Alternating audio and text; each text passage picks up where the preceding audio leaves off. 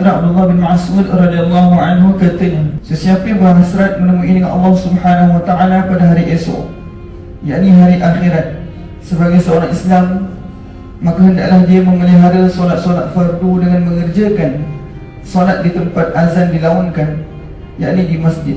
Allah Subhanahu wa taala telah syariatkan untuk Nabi kamu jalan-jalan petunjuk, dan solat berjemaah adalah salah satu daripada jalan-jalan petunjuk itu.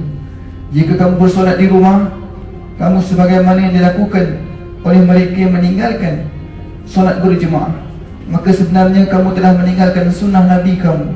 Dan apabila kamu meninggalkan sunnah Nabi kamu, maka sesatlah kamu.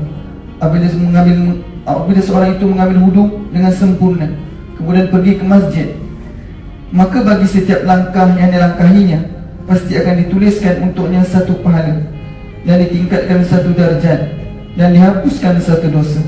Sesungguhnya kami melihat bahawa tidak ada seorang pun di kalangan kami yang meninggalkan solat berjemaah, melainkan orang yang benar-benar diketahui kemunafikannya. Seorang itu akan dipimpin oleh dua orang yang disertakan dalam saf solat berjemaah. Dalam riwayat yang lain dinyatakan bahawa sesungguhnya saya melihat bahawa tidak ada di kalangan kami yang meninggalkan solat berjemaah kecuali yang terang-terang munafik atau yang sakit.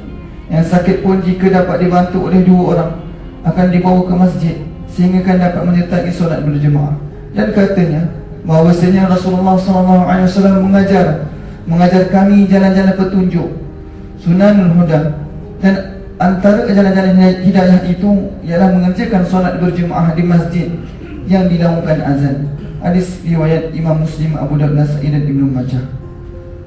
Keterangan para sahabat sangat mengambil berat terhadap solat berjemaah, sehingga orang yang sakit pun akan berusaha sedaya upaya untuk menyertai solat berjemaah, walaupun terpaksa dibantu oleh dua orang. Sudah semestinya mereka mengambil berat terhadap solat berjemaah, kerana junjungan mereka dan junjungan kita Nabi Muhammad SAW sendiri juga melakukan sedemikian rupa. Ketika hampir wafat, Baginda SAW berkali-kali pingsan kerana sakit tenat. Baginda SAW berulang kali meminta air untuk berwuduk. Akhirnya Baginda SAW dapat berwuduk dengan sempurna. Oleh kerana tidak terdaya berjalan sendiri, dengan penuh kesusahan kepayahan, Baginda SAW pergi ke masjid dengan dibantu oleh Hadrat Abbas radhiyallahu anhu dan seorang sahabat yang lain. Hadrat Abu Bakar radhiyallahu anhu telah mengimami solat kerana mentaati arahan Rasulullah SAW, dan Baginda SAW pun turut menyertai solat berjemaah itu.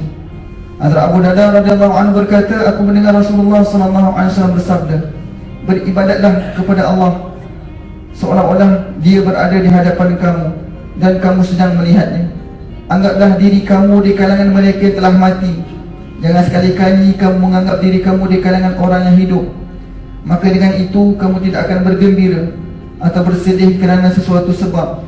Peliharalah diri kamu daripada doa yang tidak baik daripada orang yang dizalimi.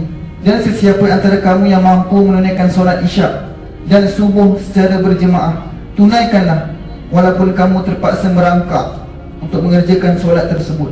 Dalam sebuah hadis yang dinyatakan bahawa solat isyak dan solat subuh amat berat bagi orang yang munafik.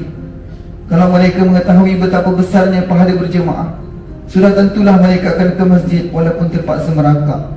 InsyaAllah tuan-tuan, apa kita dengar, kita ambil iktibar, dan mudah-mudahan dapat sampaikan kepada sahabat-sahabat kita yang lain.